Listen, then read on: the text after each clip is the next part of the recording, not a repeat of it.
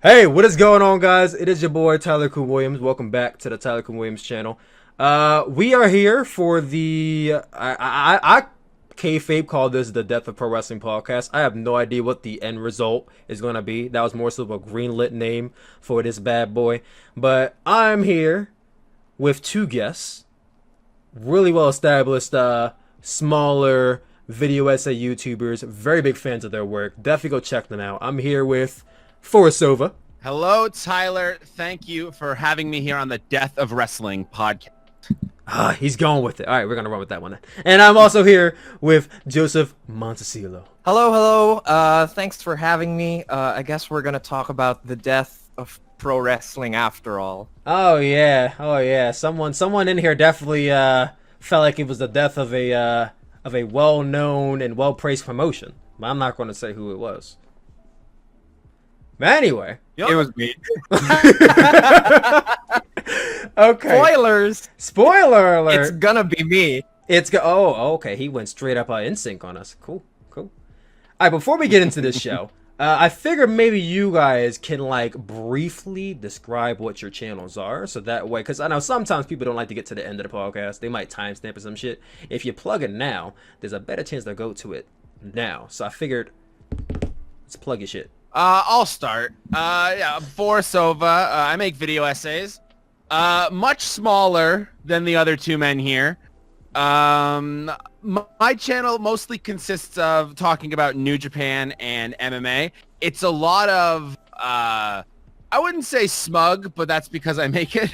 It's a lot of, your opinion sucks. And here, I talk more about booking than I think Tyler and definitely Joseph does. I talk about MMA history, stuff like that. And there's also a few comedy videos thrown in here and there. I really think the work that I do is real good, and no one else is doing anything like it. If that sounds like your cup of tea, feel free, youtube.com/ForrestSowa. So, Joseph, you tell them about your stuff that's way better than mine. No, come on. You've been doing this longer than me too. I'm Joseph Montecillo. I do video essays mostly about independent wrestling from the past 2 decades, but I also have a very successful, shall we call it, series called Walking the King's Road, where I talk about 90s All Japan, and people really like that series. It's kind of what shit most out of me people with know me Walking the for. King's Road. You fucking ran right over me with Listen, if it wasn't for Joseph, man. I honestly and truly probably would not have like been peeping a lot of 90s All Japan. You kind of actually turned me onto it, not even gonna lie. Hell yeah. It's the best wrestling there's ever been. So yeah, that's mostly what's going on my channel.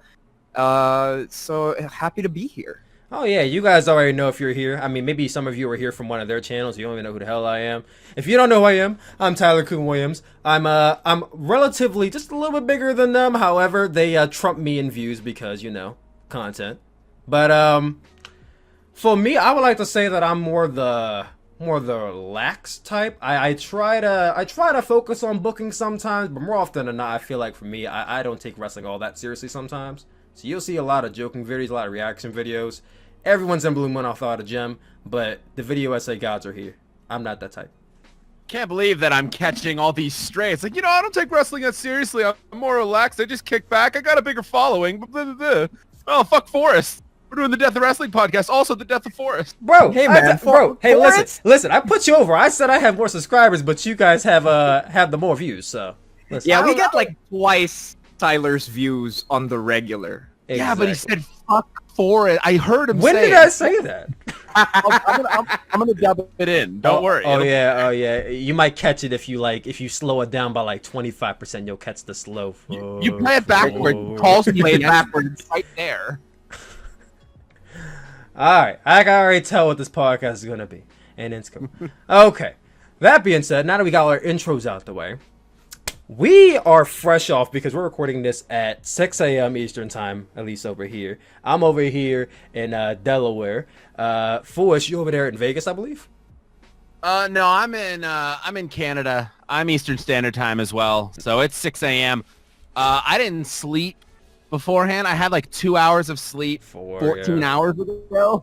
Bad move. Oh, Bad yeah. move. No, I tried to sleep for like 4 hours because I was going to watch UFC that happened before New Japan.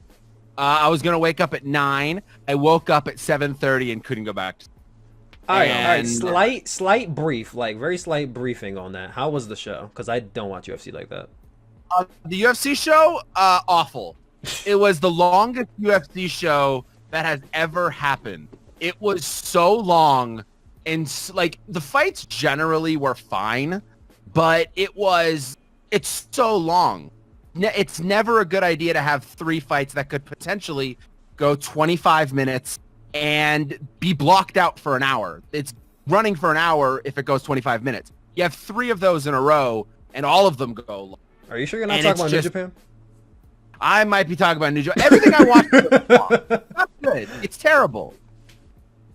Oh man, but yeah. So speaking of New Japan, that's what we're gonna get into here first. We just got off of Dominion. I literally just ended my Dominion stream about 10 minutes ago before we started this podcast. Tyler is a maniac. He did Yeah. a full stream for the whole show, and he went straight into this recording. He is an insane person. Oh, I remember back in I guess it would have been last year. I was planning on just doing like a live stream basically all day before Wrestle Kingdom 13, and then doing a live stream where I like commentate over it with my friend. I also started drinking during that, and I think I was on stream for like 13 hours. It was ridiculous, and I've never done it since because it's lunacy going back to back. Like, dude, just constantly talking. It's not a good thing. oh yeah. I feel like for me, I do live reactions like all the time, so I kind of just am used to talking for long periods of time. So I feel like that's Yeah. probably why I'm just like Yeah, robotic. it's a like that. skill. Oh, It's yeah. a skill you have to hone. I couldn't do it because I stopped podcasting last year. I couldn't do it now. It would just be a nightmare. Very true. I mean, I'm glad you guys are here because I mean, I'd be dragging if if it was just me doing this by myself.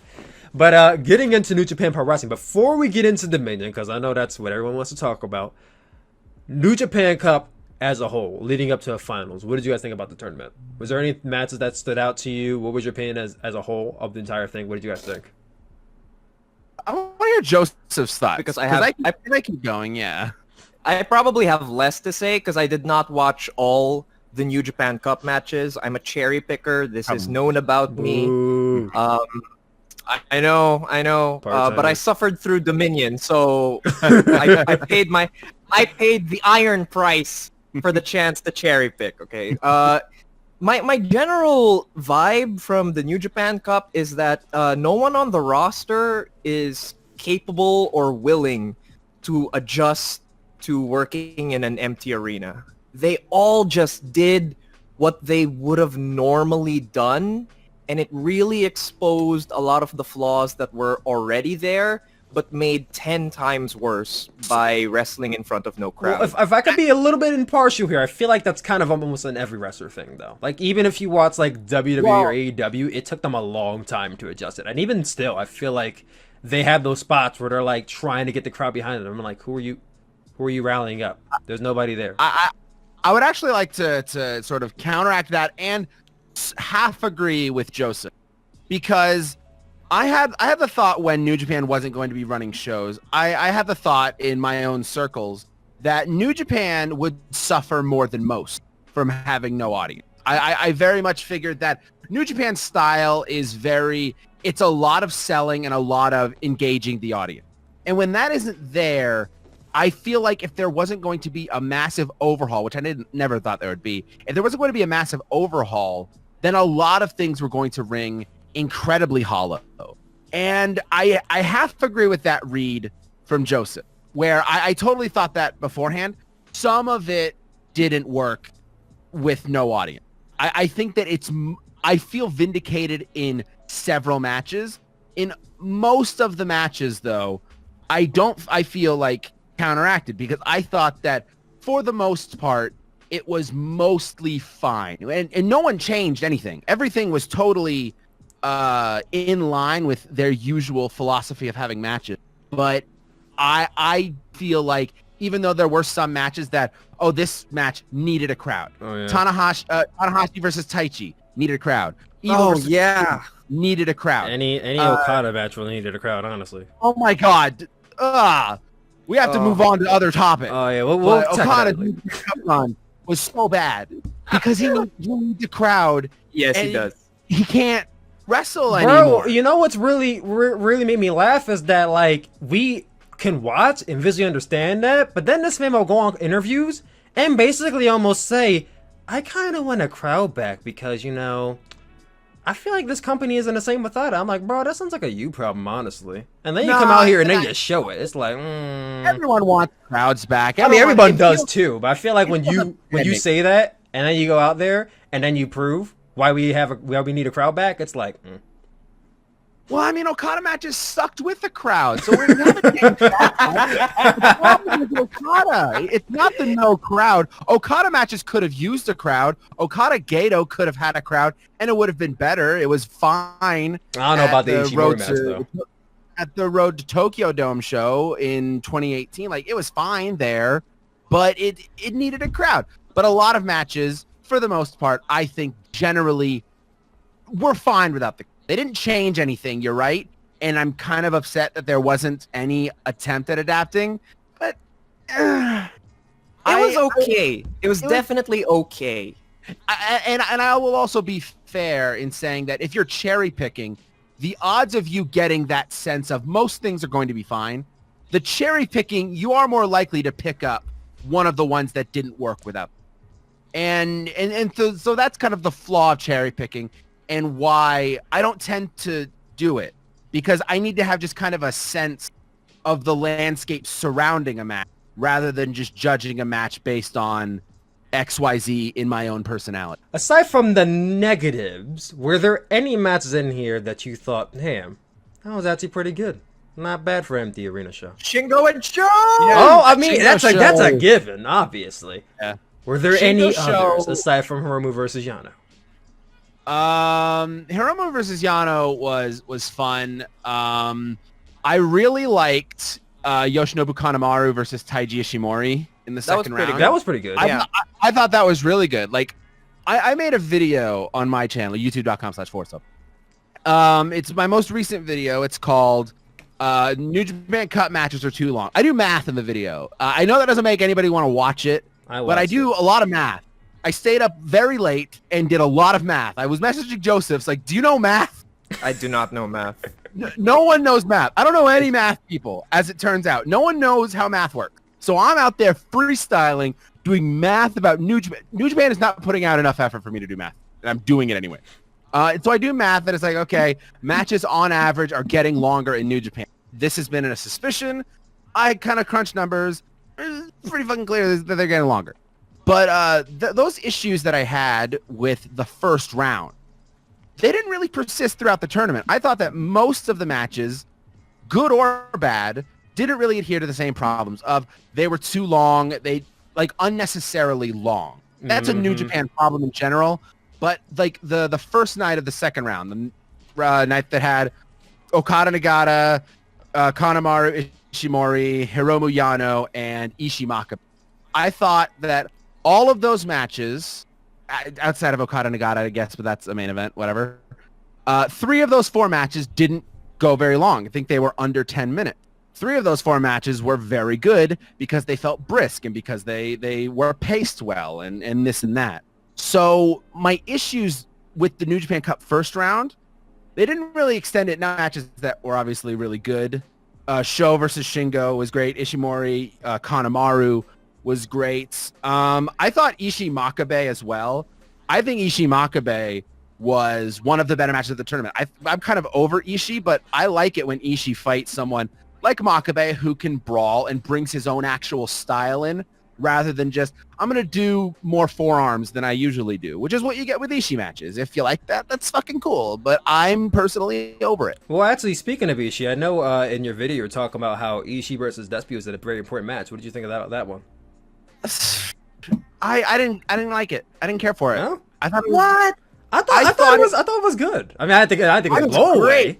I think that it was every Ishii match I've ever fucking seen.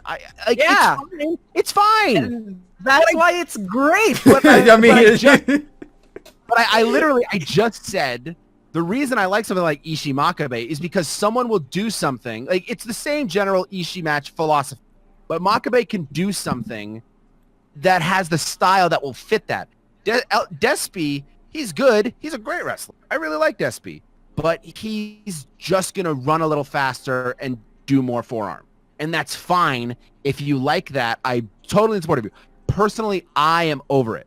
I think it's good. I don't want to see it anymore. Okay. I think like I can respect. Well, that. I'm a sucker for a good Ishii leg crumble, and he had some. Oh yeah, that was magnificent. That was magnificent. Some delicious leg crumbles in that match. A mid power bomb crumble. Yes, sir. Okada would never Inject do it that. into my veins. I want to ask you something, Joseph. So you're someone who will who breaks down matches really well, like notices stuff like that better than most other people else. So that leg crumble with Ishii, I thought it was good. Now I'm of the personal opinion this doesn't break the match ever, but when I see a spot like that, like the leg crumble, that's great. But when he gets hurt and is selling and then gets up and does the power bomb anyway, I wonder what the point of selling was. that part I was kind of like. It doesn't break the match for me. I'm just wondering, like, I wonder what the point of selling was. It looks cool, but if you're selling, you're selling and then you can't get your move off, shouldn't the theory be, at least, like, obviously there's no blanket rules for wrestling, but shouldn't the theory generally be, oh, well, there was this lull in the activity. Now he can't get the move off. Similar to he did the finisher and didn't cover immediately. The guy should kick out. No, yeah, that's a perfectly fair response to it. I think that New Japan wrestlers ascribe to the philosophy that a crumble is a conflict to be overcome instead of something to be worked around. So most New Japan wrestlers, instead of finding a new way to approach their offense or shifting their arsenal, what they'll do is that they'll just do it to kind of prove that they're stronger than the pain. That's sort of the kayfabe reason. I heard it once explained, a big reason. Like, I have a friend who he looked up, like, really sort of got into Japanese history, specifically like post World War II, like that time period. And like the way that he would describe it was like, you know, the cultural identity and national image and stuff like that. That being so low and then being so high, like that sort of explained to him why these two people would go so hard, like refuse to relent in forearm attacks. Like, it's for ego, but it's also, there is something in that Japanese culture of proving how strong you are. Like, that fighting spirit is something sort of instilled that isn't necessarily crossing over into Western culture, which I'm part of. Like, and just sort of that explanation was like, okay, yeah, that kind of makes sense. And applying it into watching Japanese MMA, the way they book fights, the way they value things. They'll value someone who goes out and tries their hardest and fights the best, but loses every time. They'll value him just as much as someone who goes out and fights and wins all the time. Yeah, for sure. And, you know, that kind of stuff, it's integral to a lot of Japanese pro wrestling because it was basically started post-war. The Americans brought it in. So a lot of that history is tied into Japanese wrestling culture as a whole. I mean, that's why we still have native versus gaijin matches all these decades later. It's directly related to that. Should we talk about the New Japan Cup final? I figure we're going to get into that. Before we get into that, was there a single person in this tournament you could pinpoint as the MVP? If you couldn't say the actual person who won it. Probably Hiromu for me. I would say Hiromu. If it's not the winner, it's Hiromu. I was thinking, and it would have to be someone who had at least 3 matches. And Okada stinks, Evil's okay, Sonata's okay. So by proxy. Sonata actually had a pretty good New Japan Cup, in my opinion. Like, Sonata's not great. No. Sonata doesn't have great matches. But I thought his New Japan Cup was good, not special. Yeah. I mean, he fought... Sanada should maybe just face juniors. Yeah, he's good at if it. he could just face Sho for the rest of his life, I wouldn't complain as much. Well, the match with Taguchi was also really good. Yeah, that was pretty good too. I mean, the Taichi match sucked, but what can you do? But Hiromu, can I just say the junior heavyweight division in general? Like, I'm thinking of the best matches, and most of them involve juniors. I mean, I couldn't imagine this tournament without the junior heavyweights, honestly. Oh my god. Have you... Fucking tournament was so bad. Granted, it probably would have had Juice Robinson versus Jay White in the quarterfinals. That would have fucked. Oh yeah, that would have smacked so hard. Yeah. They always have great chemistry with each other. But that being said, now that we got into all that, then I feel like we get into the finals. Before we get directly into the finals, there was one other match on that show that I felt like is worth talking about. And I think Forrest can definitely attest to it, and that was Master Wato versus Doki. What did you guys think about the debut of Master Wato? Talking about Kawato? Kawato? Whatever. I've heard of both. Kawate. I've heard of both ways. I really enjoyed it. Now, I'm gonna let I'm gonna say I really enjoyed it. Joseph, if you have any opinions, because I'm gonna talk for a long period of time. It's kind of my thing. Oh boy. So I would love to hear what you thought of Kawato versus Doki. I didn't pay too much attention to it. It was just kind of on for me. I thought Wato had a good showing. You know, he didn't embarrass himself or anything. Mm-hmm. But I enjoyed the match for what it was. It was simple. He got all his offense off, and it looked clean. So good for him. Forrest, you seem so unsatisfied with this opinion. You're like, yeah. I mean, I'm not paying attention. I mean, you cherry pick and you watch Kawato versus Doki. I mean, what are you doing? True. But before I get to you, I honestly thought it was good. I was impressed because I've only seen like 2 matches of his before, the Master Wato thing. Because before, when I actually started watching New Japan like all the time, he won an excursion, so I was a little late to the party, not even gonna lie. But I feel like in this match, he did a lot of good kicks, did a lot of good dives. I'm gonna say this. I feel like from the attire and the name and the VTR, I felt like they all didn't match each other. So when he debuted and he looked like Reject Roppongi 3K with blue hair, I was kind of confused. But other than that, I feel like he's definitely a future junior heavyweight champion, maybe a year out from now. I don't know about the Master Wato name, but definitely has a bright future out of him. Yeah, I can understand that. Now, I want to talk about the debut really quick. A lot of people saw it and thought it was ridiculous. The gimmick is shitty. Oh, look at him, he's fat. Look at his attire. Look at his hair, etc., etc. He got beat up by Doki. What a nerd. He's Yoshihashi too. I saw a lot of this, and I think that this would be a complete non-topic if there was a crowd to react to it, because you're doing this big return angle, and you're gonna pose and this big return, and it's coming out to nobody. And I understand that you wanted to have it at the New Japan Cup final, and you wanted to have something set up after the New Japan Cup final.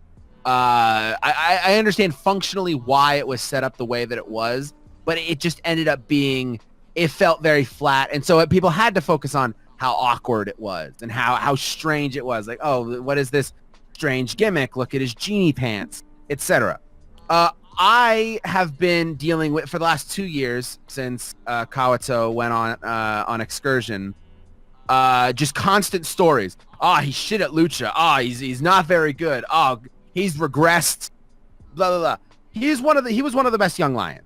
He was the first real young lion that I saw and really got attached to. And so I look at him like my son. And I'm just hearing about how my son went to Mexico and he sucks now and he can't fucking do anything. So when he comes back to being relegated as a joke immediately, I do take it a little personally, because I've spent 2 years defending him, and then he comes back as a grand wizard. Listen, I understand completely. I mean, when Shota was doing this thing, and then John Moxley decided to take him under his wing, I'm like, what is my child doing with this bad influence? So I understand where you're coming from, kind of, sort of. John Moxley, he's coming around, he's hanging out. Kawato went to Mexicans. But wait, before you continue, let me ask you, Are you calling him Kawato because you don't like the name Master Wato, or are you calling him that because you're used to saying no, that? I'm calling. I honestly, here's what it is. I don't like the name. Thank you. Okay, I think the don't name's like it stupid. I think the name's stupid on one half, but on the other, I've been calling him Kawato for 3 years. So it's I can't really deviate from it. Plus, it's his fucking name. Yeah. So the match, I thought the match was really good. The more time passes, the more I enjoy it. It was fast, so that's not something New Japan does. We're gonna have to appreciate how fast these Kawato matches are. They're not gonna be short for very long.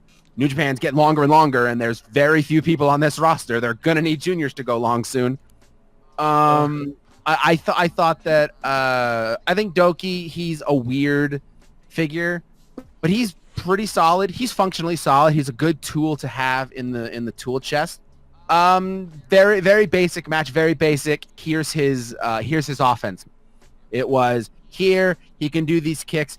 Here's this Marufuji combo. Here's his dives. Here's the moves that he's going to use in epic matches. Here's the spiral tap finish. They set up the match with Yoshinobu Kanemaru. That match is gonna fuck. Oh yeah, that's gonna be lit. That's I can't wait. That's gonna be fantastic. Yoshinobu Kanemaru is really, really good and slept on. But most times I see him, he's awesome. So him and Kawato, I'm more interested in that than I was in Doki. But him having a good match, I was thrilled by that. I was really really thrilled by that, because when you get told for 2 years that Kawato has regressed, and Kawato, he's not good at lucha, so he's not going to be good when he comes back because of blah, blah, blah. Even though I've defended it, well, now I've defended it and I've internalized that feeling for 2 years. So now if Kawato isn't good, I'm going to take it personally, and it's going to hurt me. So I was watching with a little bit of fear in my throat. And when it was good and Kawato looked good, like it was a fine match, very good performances. Match was fine, but the performance was more what I was looking for. The performance was excellent. And that's really all I wanted to see out of it. I wanted to see potential. I wanted to see a skill set. I wanted to see him not be embarrassing. I know he can sell because he was the best seller that I've ever seen as a young lion. No one since has been even close. I know he can sell. I want to see how he is on offense. He's fucking good at it. I'm super down. And I'm fighting everybody who makes Kawato meme, because you guys were doing it ironically. Listen, I saw the fan cam and I sent it to you because I'm like, I think you'd like it. Not because it's making fun of it. And I don't think it's making fun of it. I think it's glorifying the man. You know how these people are. But, I definitely agree with you on the Master Wato thing. I definitely cannot wait to see where he goes from here. I mean, obviously Kanemaru is next, and I think that's definitely going to show what he's like in terms of defense, which should be a good telltale sign for the future. I want to say, because they have him here and they don't have Ospreay and they don't have like this guy and that guy in Junior Division, this could be a guy they could possibly look towards getting in the Junior Division, maybe after Wrestle Kingdom next year. I don't know about at Wrestle Kingdom. That's a little bit. Maybe. That's a little bit close. Maybe, I mean, Junior, maybe after. Maybe New Year Dash. I don't know about at it. The whole roster is light right now.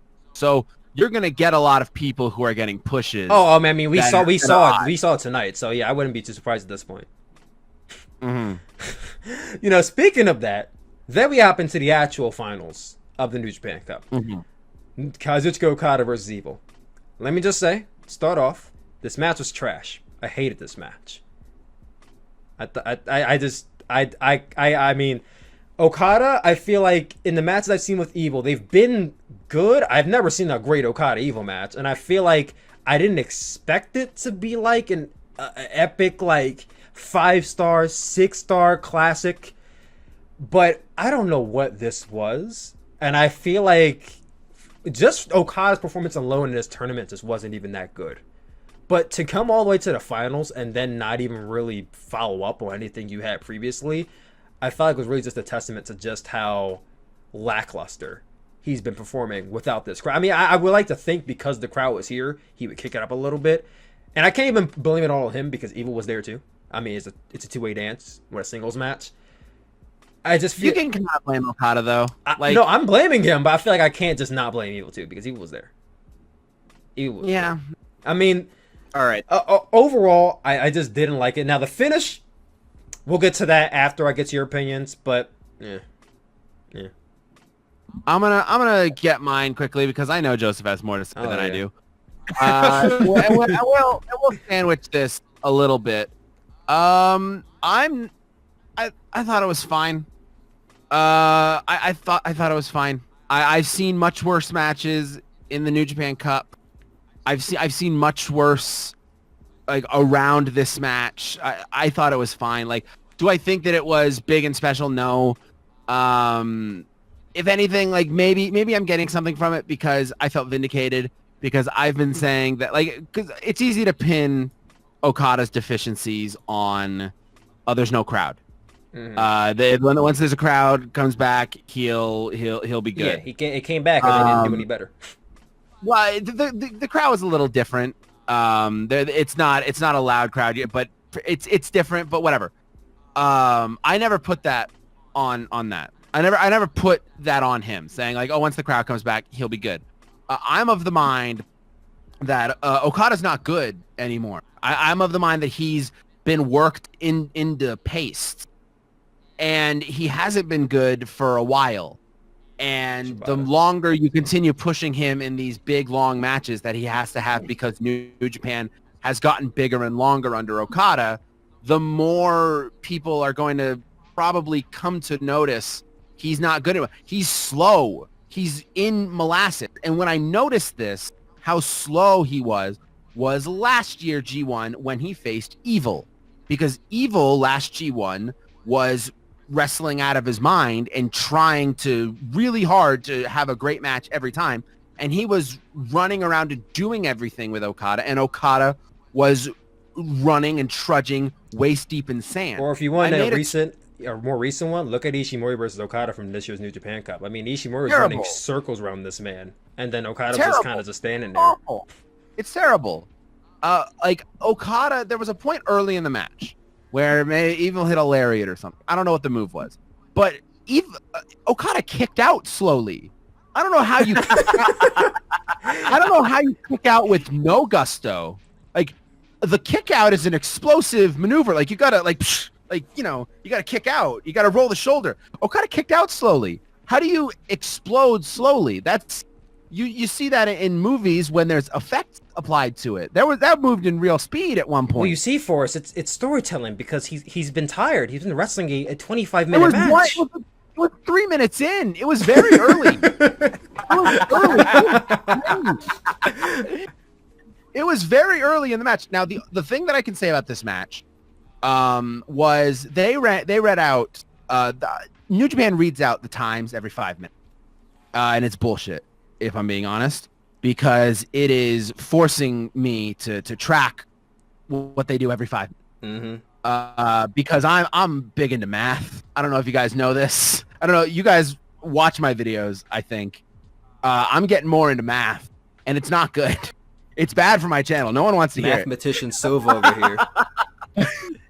It's gonna drag down my channel. I've written some things, and there's a lot of math in there. I've been doing a lot of math. Numbers don't do numbers, man. But I've been breaking down the 5 minutes, so I pay attention to those. I'm like, okay, it's been 15 minutes, nothing's happened, or it's only been 10 minutes. That's surprising. When they were reading out the times, I was consistently surprised because this match, it was slow. Not a lot happened, but it didn't feel like it dragged to me. Now, obviously, that's different. If I watched this match again, knowing the results, it would be different. If I watched this match with any kind of actual keen eye rather than paying attention to the result, it would be different. But I was watching it and it was like, it's been 25 minutes. And then I would think, well, what's happened? Not a lot, but it hasn't felt like 25 minutes. So I shoot this match a lot more bail than I know Joseph does, and it seems like Tyler does. I didn't think it was very good, but my opinion of it has kind of changed with the Dominion match. And I'll explain that later once we get into Dominion a little bit more. But it has changed a little bit, and it kind of explains, to me, at least it gives a reasonable explanation of why it's not as quote-unquote good as previous New Japan Cup. Jojo? Oh man, so this was bad. This match was very bad, and it was the better main event of the weekend. First of all, Forrest is absolutely right in that we all need to get over this mythology that Kazuchiko Kata is still one of the best wrestlers in the world, because he is decidedly not, and has not been for a few years now. Since Shibata, really? I think that's fair. He was good 2017, 2018. He was good for part of it, but I mean, I would say generously, let's say 2 years. He's had a few good matches, but he's had 1 or 2. It's not been a lot. Yeah, absolutely. 2019 was also a very slow year for Okada. I think Very, he is very very shoddy. shoddy. Very shoddy. General. That's true. That's true. It was not a good year for New Japan last year, and they just kind of they snuck by on all the goodwill they've built up in the 2010s. Oh, they do it all the time. That illusion is really starting to fade. So, first of all, Okada is slow. This is absolutely true. Even at his best, he starts so slow and so methodical, and he cannot wrestle. And I know Forrest says that, and I mean it in the literal sense that if you put Okada on the mat, he's gonna vaguely hold on to a body part without actually doing any actual wrestling. And it makes so much of the match so uninteresting and borderline impossible to watch. With all that being said, Kazuchika Okada was far and away the better performer in this main event. Because Evil was a black hole of quality in this match. Oh my god, just Evil's go-to signature moves break my mind more than any GIF you've ever seen from GCW or PWG or any of it. Joseph said we're dragging everybody today. He said we're dragging everybody today. You know what? Actually, you noticed Joseph going after everybody. I was like, good. Joseph says GIF. That means I can turn the people against him. That means I can rally with the people to bring this man down. We can cancel Joseph. Exactly. He's gonna say May next. Man, you know, you see all these people, you know, sharing these GIFs on Twitter and saying, "Oh, they're killing wrestling. These are just spot fests. This doesn't make any organic sense." Are you watching Evil matches? Nobody's watching Evil. I'm watching Evil matches. I'm the only one. That is the guy to be mad at. I mean, the freaking baseball spot with the chairs is so dumb. Yeah. No, I really like that. I really like the. I mean, I like it. I liked it more when I first started watching New Japan, but like as I increasingly start watching it over like the second year, I'm like, this is probably like the least looking effective move when you look at it in the grand scheme of things. No, I really like it. The other moves that Joseph's gonna bring up, I've heard this rant before. And also, I know what he's talking about. He's not wrong at all. He's totally correct on these other ones. I like the. No, but like, okay, so he does the stupid baseball thing, right? And that's bad. And then he always has to find some dumb way to distract freaking Red Shoes, right? And Red Shoes is never going to disqualify this man. It's just not going to happen. You don't actually have to distract Red Shoes. But Evil does actually have to distract Red Shoes. I mean, honestly, because he has no idea. New Japan, you could just shoot somebody and Red Shoes will not do anything. So. No, yeah, totally. But like Evil is like the only guy where it's like an actual necessity because his cheating has no subtlety to it whatsoever. Oh no, he's where not. He'll bring out a freaking pile of chairs to do one freaking slam on, and then the guy will still kick out anyway so that Evil can hit his normal finisher. I mean, just Yeah. do a move, Evil. Damn. See, this is why I can't be hanging around y'all. Y'all be making me hate New Japan sometimes. listening to you guys though. No. Listen, I promise everybody who's listening, Joseph is not this negative. 'Cause he No, doesn't Joseph know is never fairness. this negative. Like I'm like genuinely shocked him to slander. I him, promise, man. I'm the negative guy. Oh yeah. It really deeply annoyed me how hollow Evil's performance here was. Like, Joseph, can I ask you a quick question? yeah, for sure. What is worst, when Evil puts the opponent on Red Shoe's shoulders to do the Magic Killer, or when Evil catches a kick, throws it to the ref, and super kicks them in the stomach? Oh my god. No, Magic you know Killer what? is the right answer. You know by the what? way. Exactly. Yeah, Magic No, Killer no, definitely. No, I'm mostly fine with the kick. The Magic Killer made me hate. The Magic Killer made me hate. I the hate kick. that. I hate that so much because it's like Red Shoes is really Both- assisting this man, basically.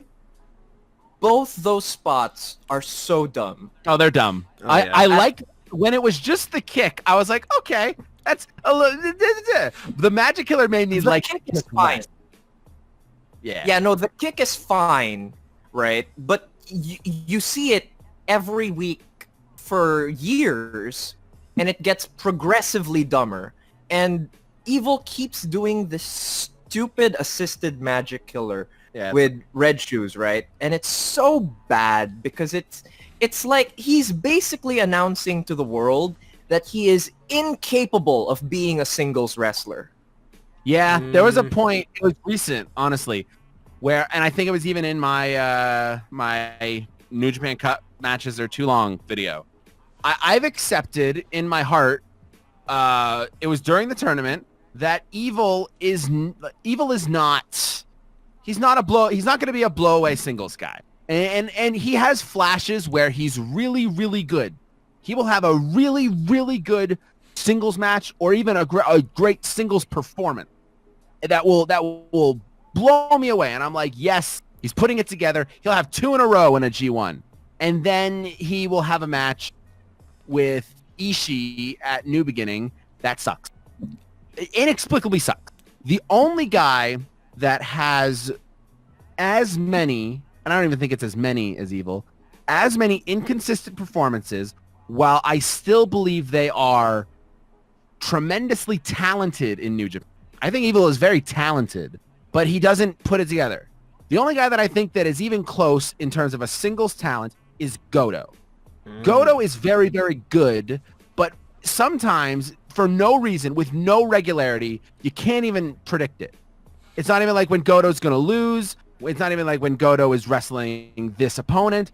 Sometimes his matches just suck. You know, I love Taichi, but I would argue Taichi's also very inconsistent too.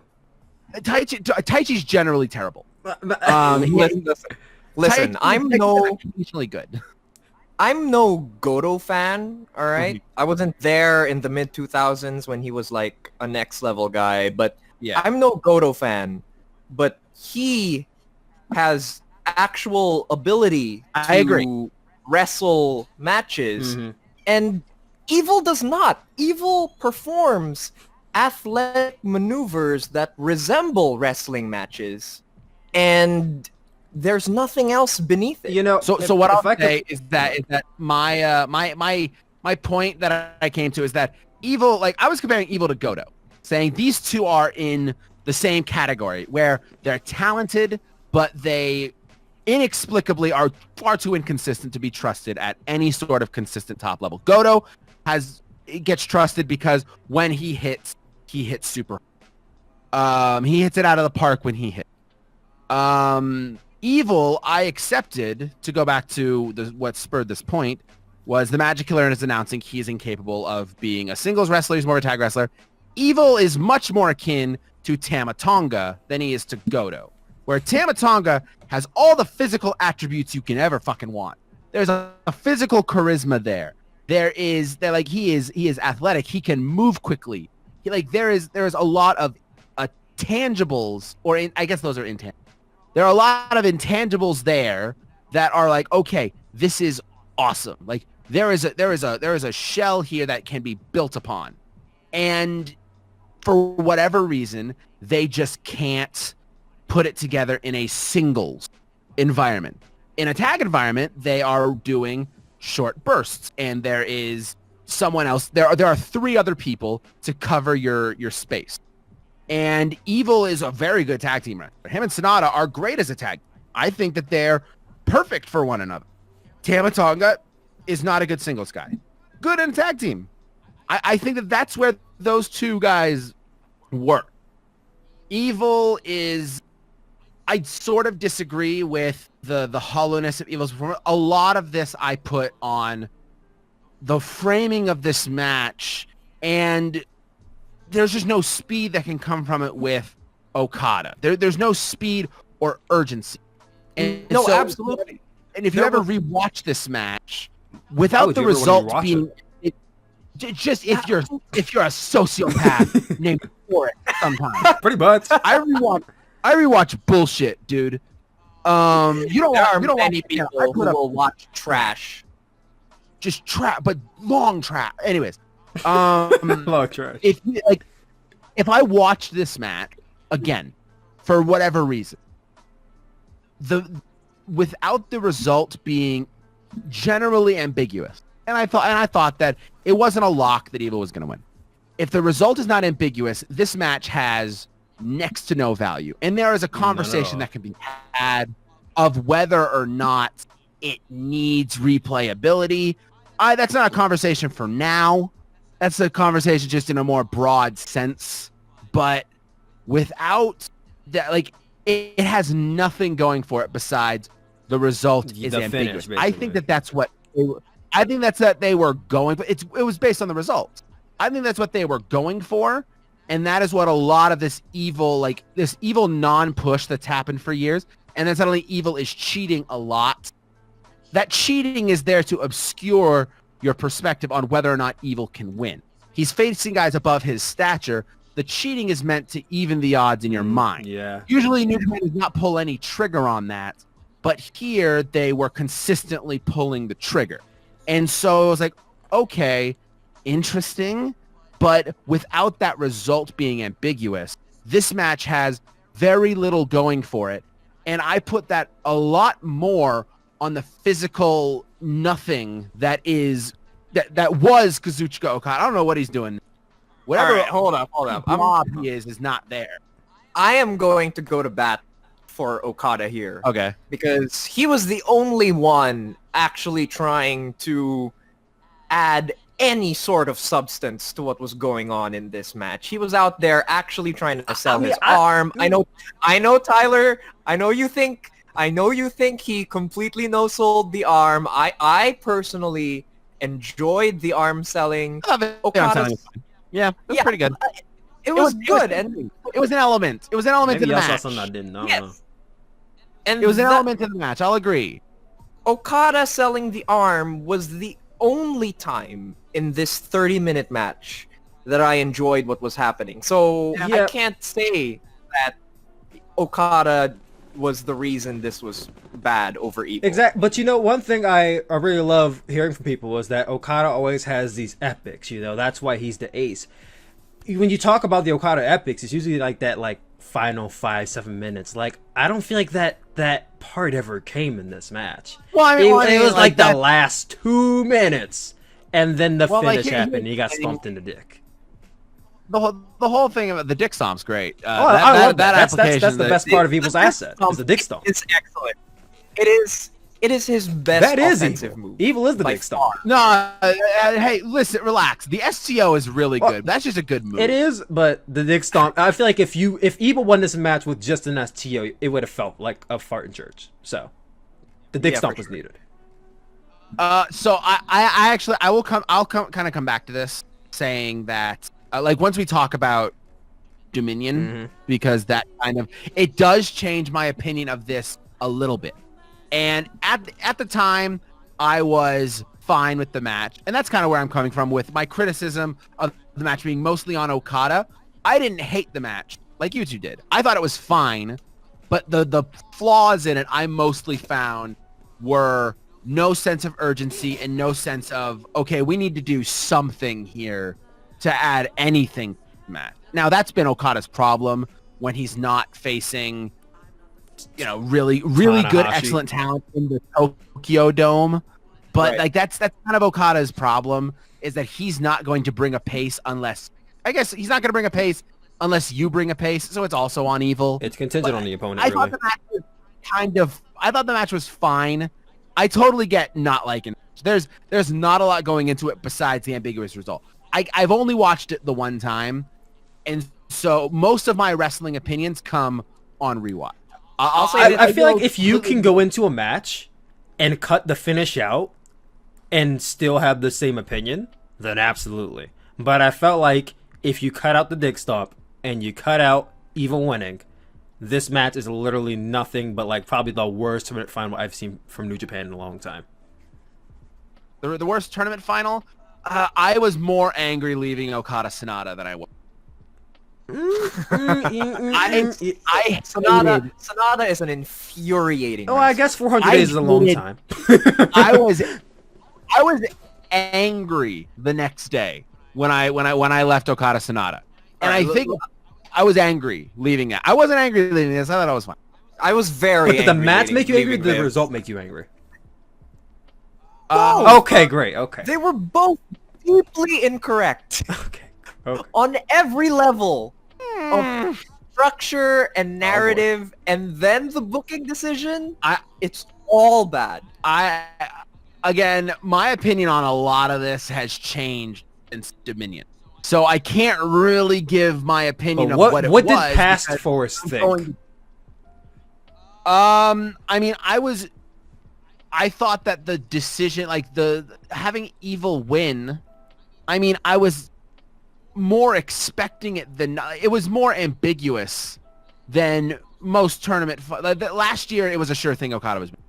Sonata's not main eventing Madison Oh, Square Garden. yeah, absolutely. Bad Luck Fale is not gonna beat Shibata. I thought Zack Sabre Jr. Tanahashi was pretty up in the air. It was more Zack Sabre Jr., but it was pretty fucking up in the air. This, I was like, okay, they haven't done shit with Evil the whole time I've been watching. So the odds that he, even with cheating, beats Okada, wins New Japan Cup, and faces Naito, less than it would be if it was Sonata versus Okada. I think it's less. It's less likely, but I don't know if they go to the Okada Naito well. So that kind of that weirdness of it sort of added to it. And so when it was Evil winning, I was like, okay, This is different. cool, interesting. Like, so it's and the post match angle. Initially, I thought it was. I don't. I didn't even see it, so I don't even know what happened. Fucking Bullet Club came out and Evil. Oh, I thought you were talking about the two-sweeted interview. Naito- Never mind. I know what happened. No. Whatever. The post match angle.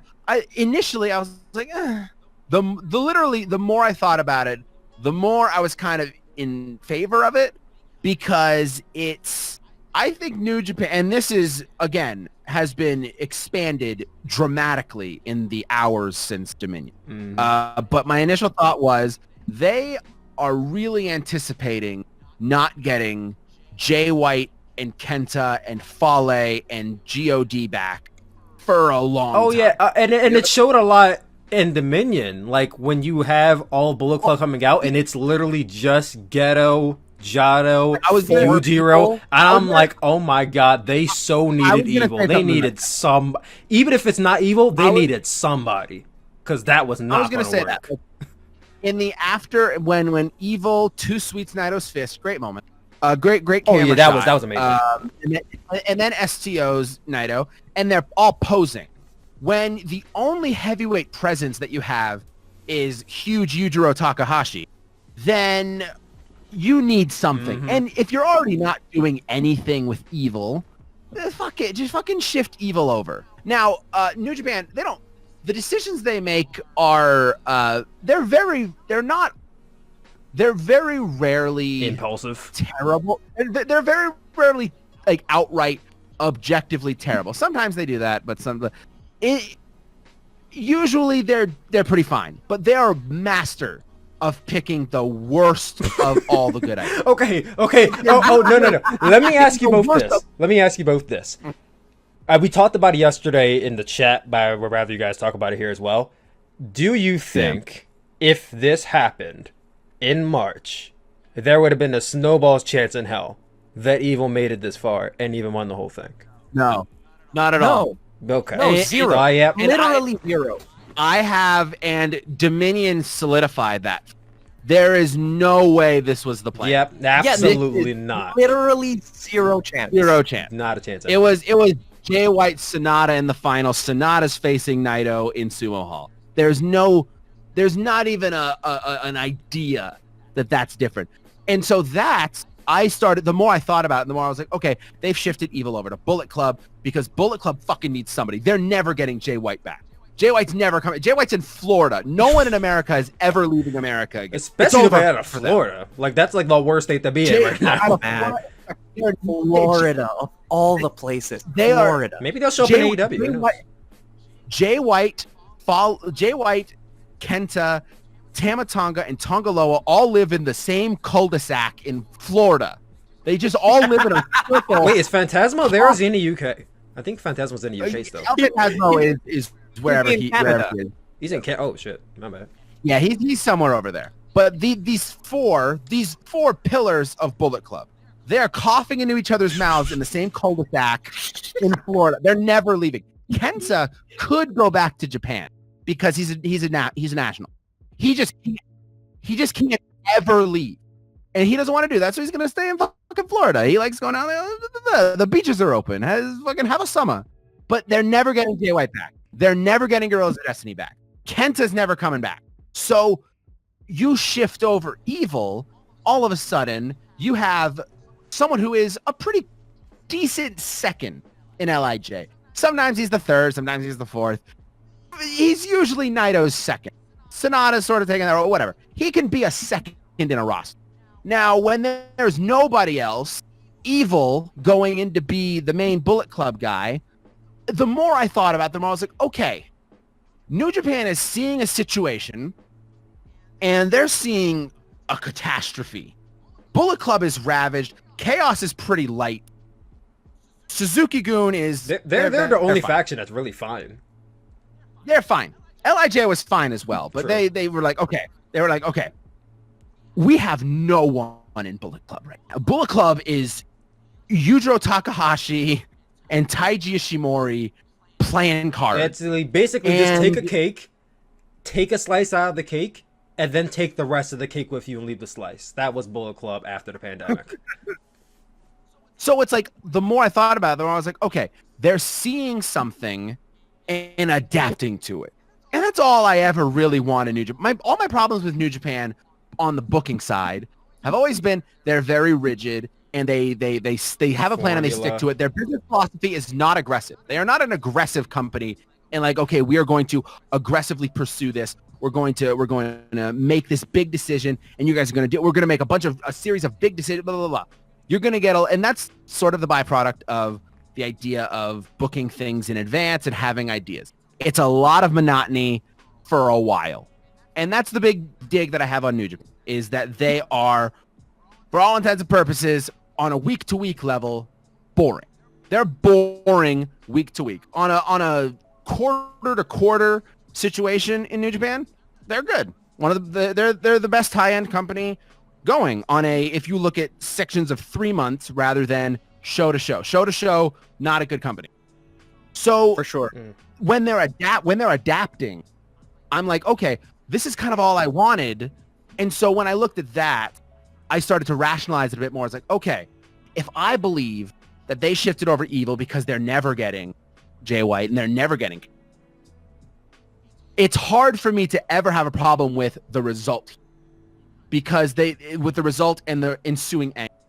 I can't have a problem with that because they are in a real bad place and they need something.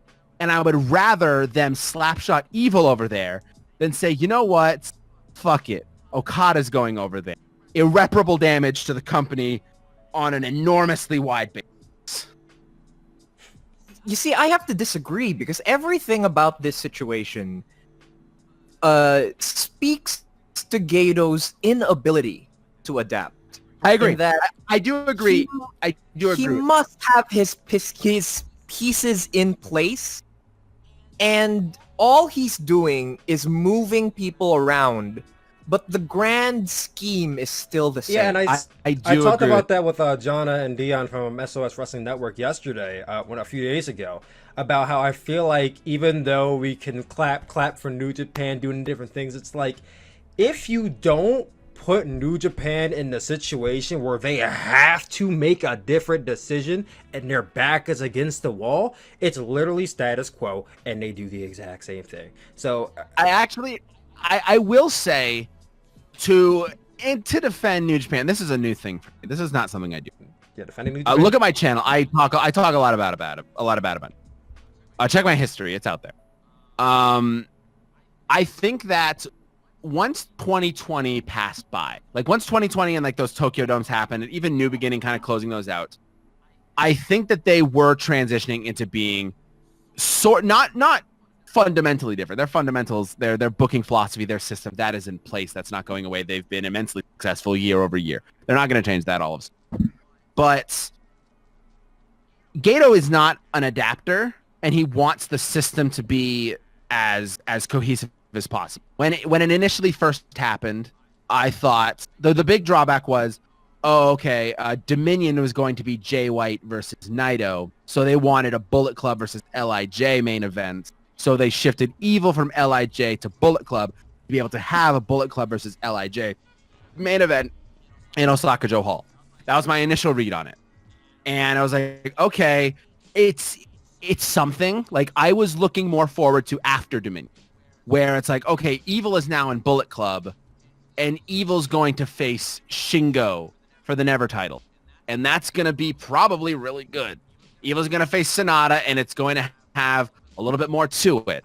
I was looking more at the expanse of New Japan after Dominion, because I thought Dominion was like, okay, it's a show, it's a formality, we're going to keep going. Obviously, again, radically re-engineered this entire plan. It's been overhauled. But I do agree in that New Japan is not changing. They didn't change with this Evil decision, but they made a genuinely significant move to have this plan stick in place. It was the same with the New Japan Cup roster. They kept the roster. The New Japan Cup roster. They kept the brackets the exact same. They just plugged it in. But I really appreciated the fact that where they plugged people in, it seemed to have some thought behind it rather than, okay, put this guy here, they put this guy here, they put this guy here. It seemed to be, okay, we can have this guy win, this guy win, this guy win. We can get Hiromu Takahashi to the semifinals, and the hardest match that he's going to have, his first two matches, are going to be bird matches. But Taguchi is going to run into Sonata immediately. So Taguchi and Sonata will have a fine match. But Taguchi can get eliminated immediately. El Desperado is facing Ishii. He's going to go out immediately. Ishimori is going to make it to the quarterfinals. So now you have Hiromu Takahashi and Taiji Ishimori as the top two juniors because they're the only ones who got to the quarterfinal. That made sense to me. I appreciated that. It was the exact same system. It wasn't adapting, but within that system was more thought had to be applied than usual because you want to keep this system, so you are rearranging pieces in a moderately noticeable way, and I can appreciate that a little bit. It's easy. It would be easier to just make a New Japan Cup and just place guys wherever. But they were like, we're going to keep it, and we're just going to we're going to keep it the way it is, and we're going to plug people in, but we're going to plug them in real smart. Yeah, for moving on from there, because we've been on New Japan Cup for a while now. So let's now talk about Dominion, which we just got off like an hour ago. So one I want to get into before we get into like the top three matches. The tag match I was looking at earlier was Goto and Okada versus Yujiro and Taiji. I noticed that Yujiro got the pin over Goto in this match. And I'm like, interesting. Yeah, huge. Huge win for... Yeah, Yujiro versus Okada is going to be a thing now. Yeah, exactly. That's it. I'm like, wait a minute. They're actually going to have Yujiro take an L to Okada? Here's what I thought. Here was the easiest read in the fucking world for me. Yujiro Takahashi, who's now Bullet Club second. These are dying. Pretty much. seen her dire days. I actually like Yujiro Takahashi. No, I'm actually happy that they're doing something with him now. Now, I thought the easiest read in the world was Huge is going to come out and challenge Naito afterwards. They're going to headline one of these smaller shows, like Sengoku Lord. Oh yeah, no, that's a bit of a one. stretch. You might as well have Yoshihashi come out and challenge what I see then. That was my thought. Now, here's the thing, is that there's no one for Naito. They invented Bullet Club Evil to have someone to face Naito. No, Naito can't face Naito. Yujiro is all of a sudden Bullet Club second, and he has the history with Naito, and this and that. And they need matches to headline shows. So if you want desperately just a quick match in 3 weeks, Naito Yujiro would be fucking fine. I think it would be a fine, smaller, like lower end title match. You have Yujiro pick up this win, heat him up a little bit. And instead it's going to be Yujiro Okada, and I'm probably not going to watch it. I'm going to be honest. I'm not going to watch this match. I'm not going to watch Naito Okada. I'm not going to watch Okada Yujiro. I don't have it. I don't need it. I don't need that in my life. Don't get me wrong. I was shocked they did it, but like, it's like, ooh, do I want to sit through a potentially 20-minute Yujiro match? I mean, not that I don't think he can wrestle, but like Okada having to take him to that match, it's like, no. It's going to headline a Korakuen show. Like, there's no way that doesn't headline a Korakuen It's Okada. show. He's headlining a Korakuen show. But they're like, you could have that as an undercard to a good match. Like, you could have that be the co-main event to a Korakuen show. You can't have Okada anywhere lower on the card. You can't do that. That's sacrilegious, man. You know. But if wishes were fishes, etc. Exactly. But then we get into, I would think was the best match on the show, Shingo Takagi versus Sho for the Never Openweight Championship. This match did not deserve to hit so hard, but it did, and I'm glad it happened. Oh, it's so good. I'm so happy they got to main event. Oh yeah. Just imagine. If this match I'm so happy the show ended right after Shingo versus Sho, because it was amazing. You know, it's not hard to do a good New Japan match. You just hit the other guy really hard in the face, and then you do it for a while, and then someone wins. It's so easy. And they did just the best possible version, and it was fantastic. Shingo was selling the arm, which is perfect for a nerd like me who cares about stuff like that. And then, Sho loves that armbar. Sho was doing like his wobbly, I'm almost down, but I can still grab a German suplex. Such great facial expressions. Sho is honestly like, you'd think like basic tag dynamics are, okay, this guy sells, this guy does power move. Sho, he's the power move guy, underrated as a seller. He's really good. I give him his flowers every single day. Like I put him next to Ibushi in terms of like great facial expressions when it comes to selling. He was so sympathetic in this match after he lost. Oh my god. And oh my god, I felt so bad for him. Sad, man. Maybe not tonight, but like we will talk about Hiromu. Hiromu will have his moment where we will talk about Hiromu. Very much. I really liked Shingo Sho. I don't know if I liked it more than I liked their New Japan Cup match. Yeah, I'm a bit tight on that. Might be. And I don't know if I like it more. I'd have to rewatch it than their Best of the Super Juniors. Now, I thought it was really good regardless. I shouldn't say, like, even if it is, let's say it's the worst of the three matches. It's the worst of, it's the least good of these three exceptionally good matches. I feel like in a nutshell, you don't get a bad match out of these three. It's almost impossible not to watch their feud. No, they're really good together. I'd actually say this was probably their best match for me. I felt like I have to watch the matches again. I have to watch the Shingo again. Shingo felt more like an aggressor in this match than he did in the New Japan Cup match. I'd agree. It felt like he was sort of reasserting himself after the loss, and it lent a lot to Sho's selling down the stretch. He felt a little more desperate. So I liked the structure of this in relation to the New Japan Cup match. Yeah, I thought it was a really good match. I haven't rewatched any of these matches.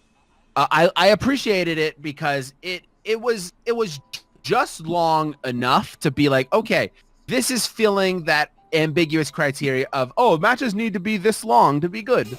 It was like, okay, it didn't overstay its welcome. It hit that perfect peak, and it didn't scale down. It was like, okay, we're going up. Eventually, you get diminishing returns. It hit that peak, and then I was like, all right, take it the fuck home, like now.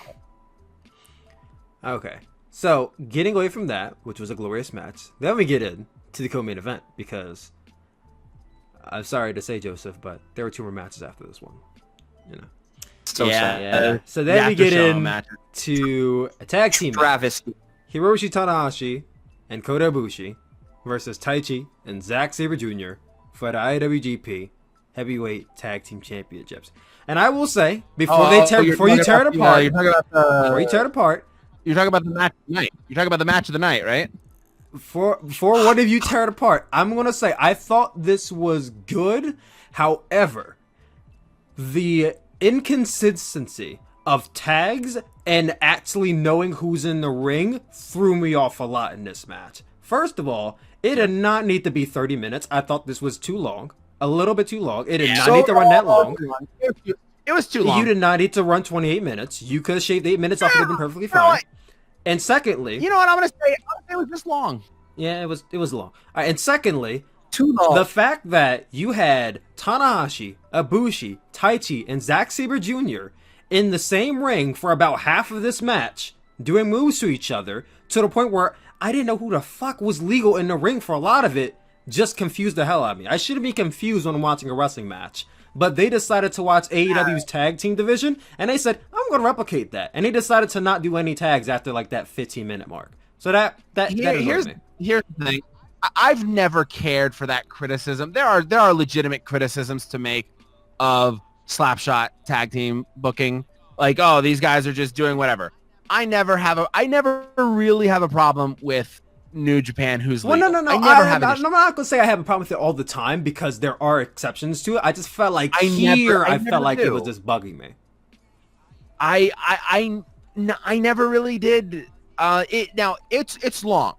Now, I hesitate to say that it's too long. It's bordering on. I hesitate to say that it's too long because all I've ever wanted is for the tag team championships to feel like they matter this much. Oh, yes, absolutely. Absolutely. This was definitely something different. It was similar to last year's Best of the Super Juniors matches were too long. They were too long. They were running near the time limit for the first like 6 days of the event. Like the main events were running 28, 27 minutes. And they were long as hell. I hesitated to complain the way that I do about everything else being too long, because most of the time I'm bemoaning the lack of gravity to these matches, the lack of length to these matches. If they were able to be given the blah, blah, blah, blah. If this is a consistent thing, if they're always half an hour fucking long, yes, it's going to be a problem. I didn't have a problem here because it felt like it mattered. And there's not a lot of tag team matches in New Japan in the heavyweight division that feel like they matter. Mm-hmm. If you're going to run long, and they don't run very long that often, Roppongi 3K had a match earlier in the year with mega coaches, with Rocky Romero and Taguchi. I thought, and it went nearly half an hour. And they almost never do that. And so the once in a while that it happens, I very much value it because it's a lot to digest. They almost never do it. If this is the norm, I will like it less in hindsight. But as it stands now, I'm totally fine with it running this long, as long as the next match, let's say the winners go and face Kojima and Tenzan. If that match runs 26 minutes, we'll come back to this and have a fucking conversation about it. As of now, I'm good with it. You made the tag team titles feel like they mattered for the first time in my viewing experience. Exactly. I will give them credit because I do feel like this year alone we've had Finn juice, even though it was for like a cup of coffee. and then we had Tanahashi and Ibushi, and now we've had the Dangerous Tekkers. It's like we actually had some diversity finally in the tag division. There's a theoretical tag team division. There's a theoretical tag team division. So for that matter, I can't complain all that much about it. Yeah. It was very good.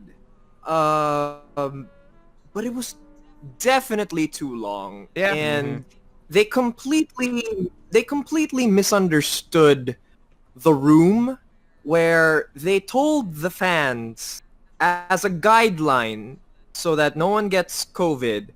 Nobody's chanting. Yeah. All right. Nobody's chanting so that we're not spreading the disease. And they're gonna do these extended heat segments on Tanahashi, where no one can boo. You gotta love the Tanahashi and Zack Sabre Jr. long ass submission spots. With those were fine. Those were fine. I don't like their matches. The worst ones were Taichi choking Tana and just kind of just standing there with silence surrounding him because no one can boo. The early to mid of this match was a little awkward. It was a lot of very strange decisions because you're right, Joseph. The decision to have it be a to just replicate the spots from Taichi Tanahashi that didn't land because there's no crowd there to make noise. Well, now there's a crowd and they can't make noise, and it's a tag match, so there's other stuff to focus on. We, as the viewer, are seeing Tanahashi get choked, but there's wrestling going on over there. The audience's eyes is going to go to the thing that they can see. So, and no matter what, let's say they could see it, they can't chant. They can't vocalize displeasure. So you're right. There's no heat. It was a lot of strange decisions.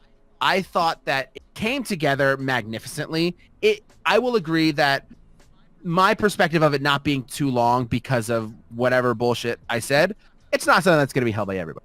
Some people are going to think it's too long. I will take this, and I will take Roppongi 3K versus the Mega Coaches. I'll take that over your more stereotypical epic tag team match. I didn't watch the AEW one with the Young Bucks and Kenny Omega and not Kota Ibushi. I didn't watch that one. I just heard it's the greatest match ever had. Apparently, they just had the Golden Lovers match with not Kota Ibushi. So that is an accurate. You're not wrong, but this and Hangman. That is literally what it was. So I would prefer this in all of its length, every second of it. I would prefer this over the more stereotypical, dramatic, great tag team. I would much rather watch all 28 minutes of this than I imagine 47 minutes of that, even though I'm told that is the peak of wrestling drama. Okay, so before we get into the main event, I'll say this. Sorry, I did like the finish is delightful. I loved the repeated dragon screws. I thought that was really good. It looked horrific. Tana sold it perfectly, and Zack is just a perfect little shit. It's so good. Oh yeah. I'm a huge fan of sequences in matches where it's like the heel is just kind of having their way, right? And then they do the finish, and then the match is over. And I'm like, because watching WWE for so long and watching wrestling in general, this is a trope in wrestling because it's a trope in blah blah blah. You're conditioned to see like, okay, this is the heel control period. Here's the babyface fiery comeback. Here it is. Here's this set up, payoff, basic formula. If you've ever seen a John Cena match, that's the formula. Yep. So when you have that build up and the formula, sometimes you get Brock Lesnar versus John Cena at SummerSlam, and you're watching the whole match in anticipation of the Cena comeback is coming. Tanahashi is going to escape this. You can't just get dragon screwed 16 times, get hit with the finisher, and then the match is over. Something's got to happen. Nothing happened. Oh yeah. It was surprising. And I was like, yeah. So yeah, I thought the finish was like, I'm like, oh, okay. Oh, so how do you guys think about the winners? Like the Dangerous Hackers being the champions. What are your opinions on that? My friends in the UK are not pleased. No Zack Sabre Jr. Oh, Zack Sabre Jr. They are very displeased that Zack has not chimed in with all the horrible things happening in UK independent wrestling right now. He's kind of actively avoided it. So there's a lot of displeasure around him getting a belt after all that. Can I say something really quick? Joseph, I have to throw this to you. I don't know if you've partaken, but I wrote a video and I sent you a script. This is something I do with Joseph. Is I send Joseph the scripts to my videos to make sure that they're fucking, because his shit's better than mine. And he says the fucking script is good, then the video will probably be. So I sent you a video script that was about Zack Sabre Jr., specifically about him potentially being a champion in New Japan. Now it was centered around how he might work and how New Japan books things regarding singles title. I don't think it's 100% applicable to the tag team titles, but if I'm saying like, okay, New Japan books championships this way, and Zack Sabre Jr. is pretty much operating completely the opposite. If Zack Sabre Jr. then wins a title, even if it's a tag team title, does that fuck my video? Man, it's hard to say. It's very different when it's in the tag team setting. Very different. Yeah, I think you're still okay. Okay, because I feel way better about this video than any of the other 13 that I have that I laid out. This one has the most math, and I'm very happy. Oh no! Oh no, dude! I'm telling you, there's so much math. I have a lot of percentages written down in this script, and it's none of it's. Lord.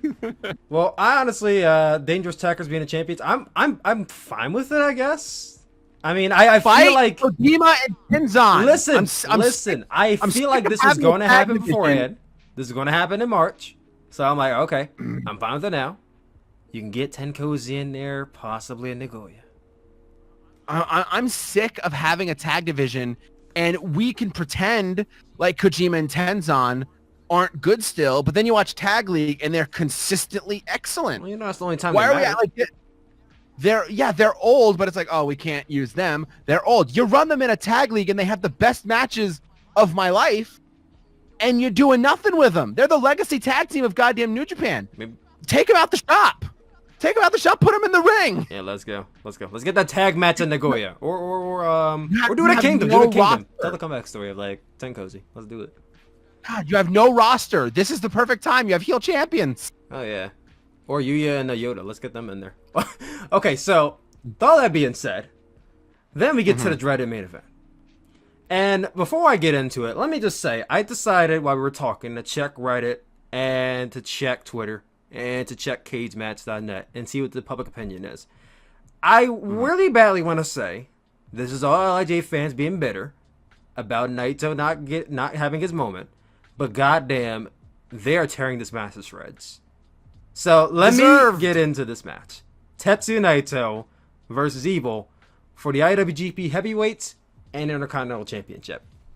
Me personally, let me just say, this match did not need to go near 40 minutes. This is longer than many Okada matches I've seen. It was a little ridiculous for it to be that long. Will I say it was worse than Okada versus Evil? I wouldn't say that necessarily. However, I feel like when you got into that like end stretch, and that was like really the like last like 5-10 minutes, it got good.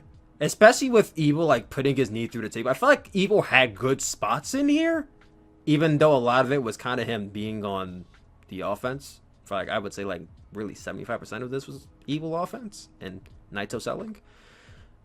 But then once you got to like the end and you kind of almost saw it coming, but at the same time you didn't want to accept reality, like there's no way they're going to have Evil beat Naito, and then it happens and you're like, what the fuck?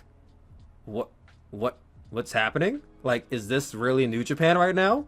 Like, I was so confused. I didn't know whether to like this or dislike. I feel like a lot of people don't like it. I don't know how to feel about it right now because it's like, I always kind of, say, oh, well, I could use something different with New Japan. Like, it's always the stereotypical Okada, Naito, and, Tanahashi. It's like, we could use some different people in here. And it's like, I never would have guessed it'd be Evil, but at the same time, it's like, Evil now? I mean, I understand you're pushing him hard, and I didn't expect him to outright just win it right away. I mean, he beat Okada and Naito back-to-back. Good on him. But it feels like he was just kind of shoehorned in here very, very, very late. And you wonder about the direction of where you're going with Evil. I mean, it opens a lot of doors and opens a lot of questions, but I feel like it's not directional in how you... I don't even know how to put into words. I feel like I just don't know how to feel about this right now. As a match, I thought it was... Do I say it was good or do I say it's decent? I'm going to say it was really decent as a match. As a finish and as a whole, I'm confused. That's why I'll leave it at that. Oh yeah, also, Evil's entrance was cool. Evil's theme song was cool. Evil's attire was cool. Everything after that, I don't know what to say. I'll leave it off to Forrest and Joseph. Take away from here. Joseph, the floor is yours because hopefully, God, please, guys, I was the most tame here. I'm just letting you know right now. I was the most tame in my opinion. Yeah. If the WWE didn't exist in this world, this would have been the worst match I've seen all year. It is shockingly bad on every single level. Naito looks so bored, so truly uninterested in the fact that one of his closest friends betrayed him. And he tricks us. He tricks us too. Tyler, do you remember King of Pro Wrestling last year? Mm-hmm. Where we did Okada and Sonata, and they had that little skirmish at the start where they just went for it, and we were like, oh, yeah, is it gonna be Oh good? yeah, I remember Is because it was starting off good, and then it slowed back down, and I said, you know what, I have to take a shit, and then I took a shit, and I came back. This is that because Naito does the sliding drop kick, and then he throws Evil into the barricades, and it's like, ooh, Naito is pissed. He's not tranquilo. Oh and yeah, then, I didn't like any of that. I really like it. Yeah. They just start wrestling again. Why? Yeah, that's why I can't find myself to call it good. Why are you just Who told Evil that he was good at working a leg? I want to know right now, who told him that he is some master of limb psychology that he could pull this off? Because I he like did the not. table spot.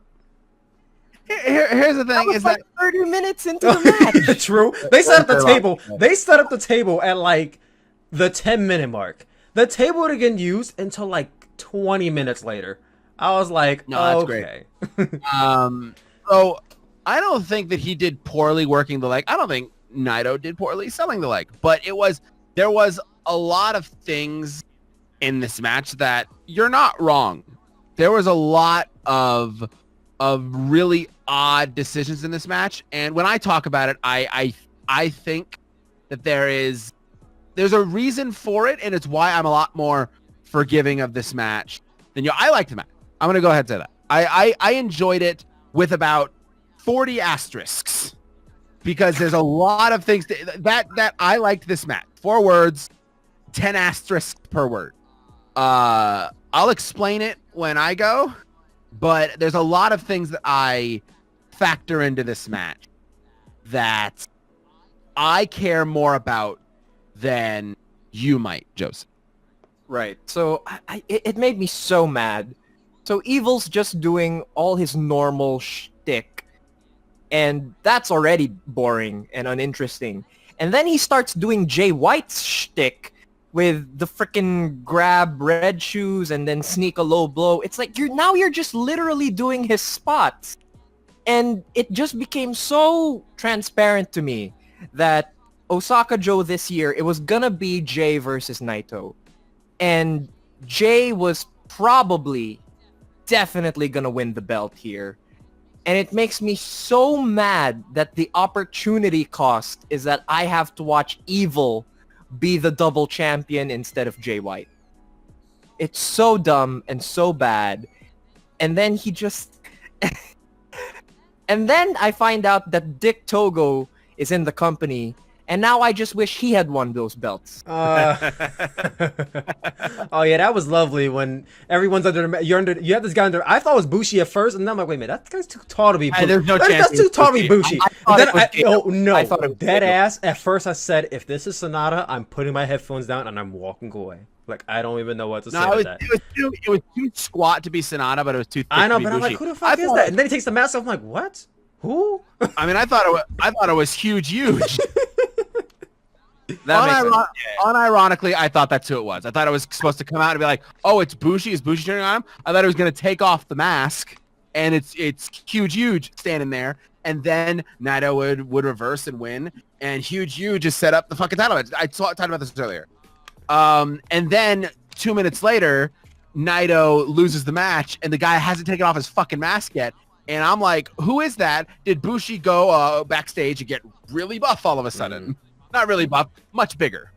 I don't want to say buff. Dick Togo, he doesn't deserve that. Wait, hold on. Before we get into that, Whoa, I will not hear Dick Togo slander Not here. the Togo slander, but I don't think Dick Togo's mother would say that he's buff.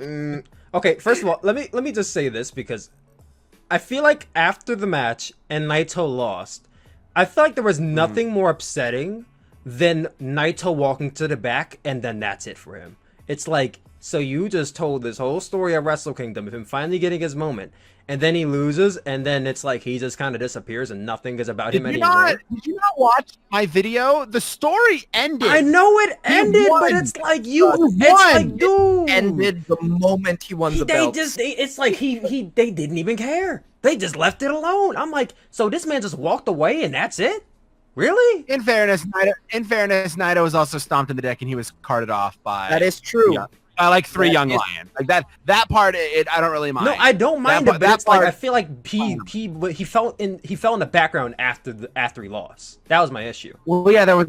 Well, yeah. I mean, do you want like a kayfabe answer? Or do you want a practical answer? Practical answer is they had an angle they had to set up. They had Dick Togo to reveal, and Hiromu was coming out. They couldn't have Naito laying there grabbing his penis for 47 minutes that it takes Dick Togo to get revealed. They practically in kayfabe, sure, you're right, but I don't look at kayfabe because kayfabe's inconsistent and doesn't fucking exist. No, it don't. So I look at practical. They needed Naito to leave to set up the angle afterward. Yeah, I understand why they did it. Naito's not going to be challenging for the belt in a long time. I mean, I don't think he should challenge ever at this point.